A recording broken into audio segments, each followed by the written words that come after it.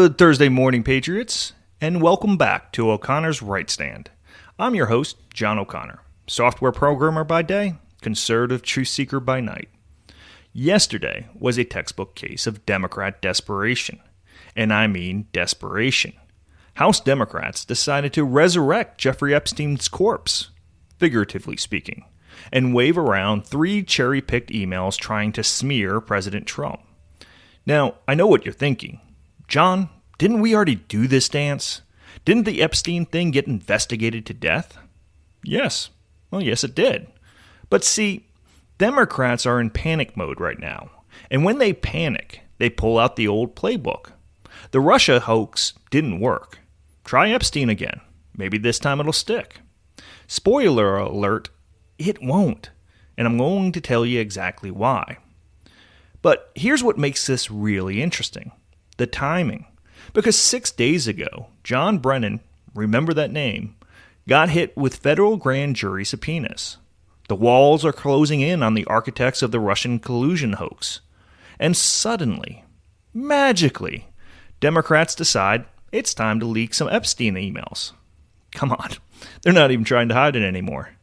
So today, we're going to walk through what Democrats released, how the White House absolutely destroyed their narrative within hours, and most importantly, what they're really trying to distract you from. The Brennan story. That's the one they don't want you paying attention to. To steal from Dan Bongino, they always will tell you a story, not the story. The Right Stand starts now.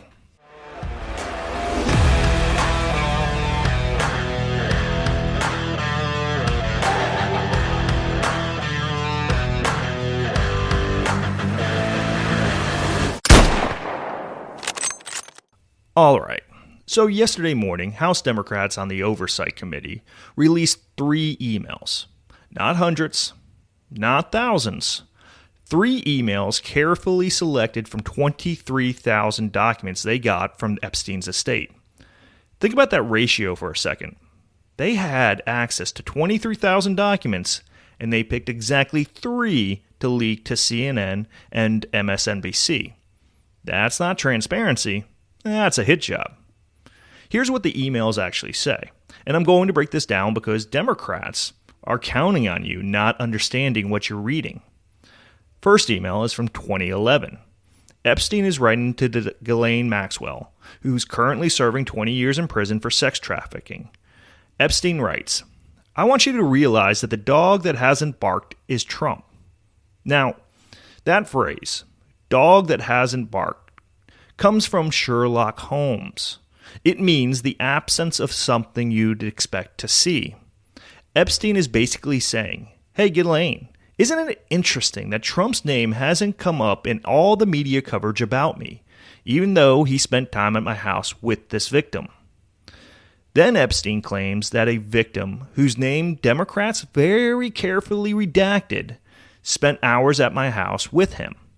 He's talking about Trump being at his house with this victim.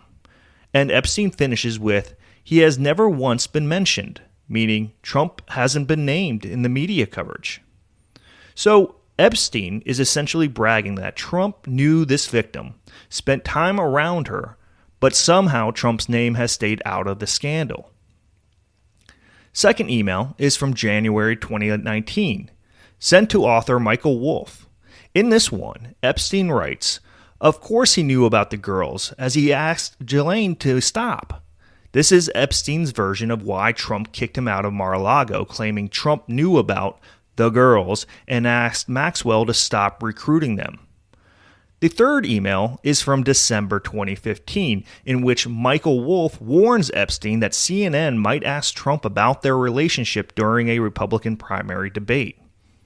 Now, Democrats leaked these emails, and immediately CNN and MSNBC went into overdrive. Trump spent hours with Epstein's victim. Trump knew about the girls. The implication is crystal clear. They want you to think Trump was involved in Epstein's crimes. But here's the problem, and this is where their whole scheme falls apart. They redacted that victim's name. Why would they do that? Why hide who the victim was? Well, The White House is about to tell you exactly why. Within hours of these emails dropping, Caroline Leavitt, White House press secretary, came out with a statement that absolutely eviscerated the Democrats' narrative. She revealed that the redacted victim's name is Virginia Giuffre. Now, if you followed the Epstein case at all, you know that name. Virginia Giuffre was one of Epstein's most prominent accusers. She was instrumental in bringing down Ghislaine Maxwell. She fought for justice for years, and tragically, she died by suicide back in April. Here's what Democrats were praying you wouldn't find out. Virginia Giuffre never accused Donald Trump of anything, not once, not ever. In fact, and this is even better, her memoir just came out 3 weeks ago. Published posthumously, it's called Nobody's Girl. And in that book, she talks about meeting Trump at Mar-a-Lago when she worked there. You know what she said about him? Trump couldn't have been friendlier. She wrote that he asked if she liked kids, mentioned he had friends who might need babysitting, and was genuinely kind to her. That doesn't sound like someone involved in abuse, does it? That sounds like a guy being nice to a young employee. So, Leavitt's statement just demolished them. The unnamed victim referenced in these emails is the late Virginia Giuffre, who repeatedly said President Trump was not involved in any wrongdoing whatsoever and couldn't have been friendlier to her in the limited interactions. Then she dropped this bomb. The fact remains that President Trump kicked Jeffrey Epstein out of his club decades ago for being a creep to his female employees, including Giuffre. Now do you see why Democrats redacted her name? They knew if people could look up Virginia Giuffre, they'd immediately find out that she cleared Trump. They knew her memoir had just been released, stating that Trump was friendly to her. They knew she never accused him of anything. So they hid her name, leaked Epstein's claims about Trump, and hoped nobody would connect the dots. That's not an investigation, that's slander. But Republicans didn't just respond with words. No, they responded with 20,000 pages of documents. House Republicans on the Oversight Committee released their own statement that basically said, "You want to play games? Let's play." They pointed out something crucial. When Epstein's estate gave these documents to the committee, Virginia Giuffre's name wasn't redacted. The estate didn't hide it. Democrats made a conscious decision to redact her name when they leaked it to the media. Why? Because if they left her name in there, anyone could Google her and immediately find out she'd cleared Trump. Can't have that mess up a narrative, right? Republican statement was brutal. Democrats continue to carelessly cherry-pick documents to generate clickbait that is not grounded in the facts. It's because this victim, Virginia Giuffre, publicly said that she had never witnessed wrongdoing by President Trump. Democrats are trying to create a fake narrative to slander President Trump. Then, they dumped 20,000 pages of Epstein documents, all of them. No cherry-picking, no selective redactions for political convenience. That's what actual transparency looks like. President Trump didn't waste any time either. He went straight to Truth Social and called this exactly what it is, a distraction. The Democrats are trying to bring up the Jeffrey Epstein hoax again because they'll do anything at all to deflect on how badly they've done on the shutdown and so many other subjects. Well, he's right. The government shutdown just ended. It lasted roughly 40 days. Democrats got absolutely crushed politically. They cost this country $1.5 trillion and put countless Americans at risk. They need to change the subject fast. Trump continued, "Only a very bad or stupid Republican would fall into that trap. The Democrats cost our country $1.5 trillion with their recent antics. There should be no deflections to Epstein or anything else. He sees the game, and patriots, so should you." Now, let's talk about timing, because to me, this is where it gets really interesting. These emails dropped yesterday, the same day that Representative-elect Adlita Grahava got sworn in. Why does that matter?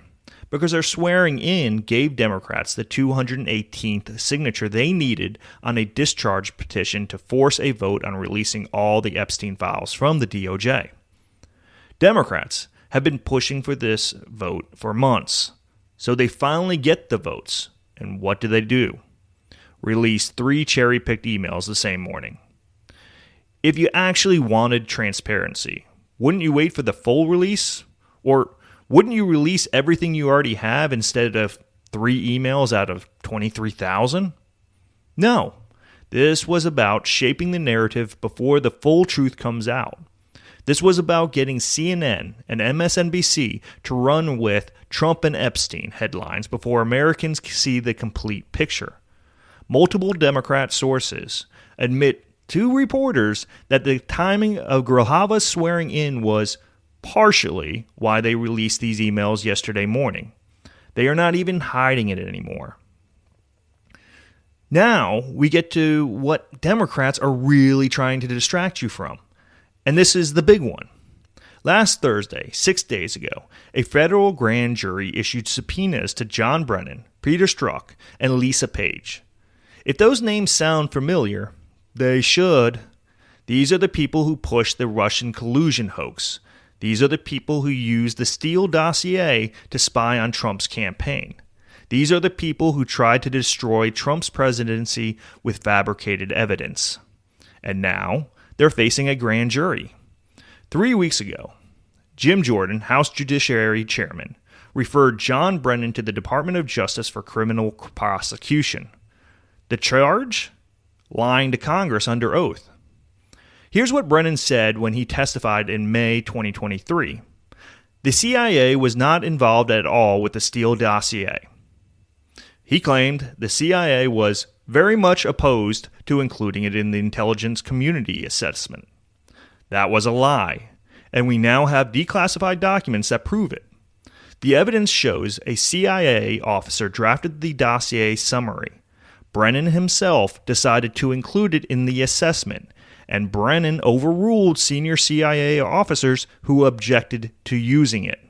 So when Brennan testified, the CIA opposed it and wasn't involved. Complete fabrication. Perjury. But wait, it gets better. Less than 2 weeks ago on November 1st, there's video of Brennan absolutely losing his mind when confronted about his lies. Conservative consultant Thomas Speciale was at a conference at George Mason University. Brennan was speaking, and Speciale asked him about signing that letter from 51 intelligence officers claiming Hunter Biden's laptop was Russian disinformation. Brennan completely lost it, got in the guy's face, started shouting, refused to answer. The moderator had to intervene. They just kept saying, next, next, next, next, to shut it down. This is the former CIA director. This is a man who testified under oath before Congress. And when someone asks him a simple question about his own actions, he can't even keep his composure? That video went viral for a reason. It shows you everything you need to know about John Brennan's credibility. And I'll add, if you watch that video, from the moment he is asked and the question starts coming out, you can see Brennan getting nervous. Just look at his posturing. So let's connect these dots. 6 days ago, Brennan got grand jury subpoenas. 3 weeks ago, Jordan referred him for criminal prosecution. Less than 2 weeks ago, video of Brennan melting down goes viral. Yesterday, Democrats suddenly resurrected Epstein with cherry-picked emails. You see what's happening. The walls are closing in on the people who fabricated the Russia hoax. Americans are about to learn the full truth about how Obama administration officials lied to undermine a duly elected president. So, Democrats need a distraction.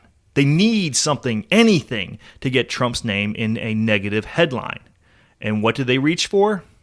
Dead Giuffre Epstein and some vague emails about a victim who explicitly cleared Trump. It's the same playbook they always use. When they're about to get caught, they accuse Trump of whatever they're guilty of. When their scandals are about to explode, they manufacture a Trump scandal. And here's what really gets me. Democrats controlled the White House for 4 years under Biden. 4 years. They had the FBI. They had the DOJ. They had every investigative resource imaginable. If there wasn't anything connecting Trump to Epstein's crimes, don't you think they would have found it? Don't you think that they would have indicted him? Don't you think we would have seen charges? But we didn't, because there's probably nothing there. Trump's been investigated more than any president in history. Russia hoax, 2 impeachments, January 6th, Mar-a-Lago raid, classified documents, multiple district attorneys in multiple jurisdictions are going after him. If Democrats had anything on the Epstein front, it would have come out years ago. The fact that they are now reduced to leaking decade-old emails from a dead sex trafficker making vague claims about someone who cleared Trump should tell you how desperate they are. So, here's what you need to understand, Patriots. Democrats are terrified. They are terrified the Brennan investigation is going to expose the Russia hoax. They are terrified the full Epstein files are going to show their own people's names. And they are terrified that Trump is back in office with a mandate and a plan. So they are doing what they always do, lying, smearing, and hoping the media carries their water. But we see through it. Virginia Giuffre cleared Trump. She said he was friendly to her. She never accused him of anything. And Democrats knew all of this when they redacted her name and leaked those emails. That's not seeking the truth. That's political assassination. Meanwhile, John Brennan is about to testify before a grand jury about lying to Congress. Peter Strzok and Lisa Page are getting subpoenaed. The architects of the Russia hoax are finally facing consequences. That's the real story. That's what Democrats don't want you focused on. So don't give them what they want. Keep your eyes on Brennan. Watch what happens with those grand jury proceedings. Pay attention when the full Epstein files get released, because that's where the truth is. Well, find me at o'connorsrightstand.com and follow me on X at O'Connor Podcasts. Deep dives every Tuesday and Thursday. Quick Strike podcasts every Monday, Wednesday, and Friday. Until next time, Patriots, stay strong, stay informed, and stay unapologetically American. This is John O'Connor, signing off.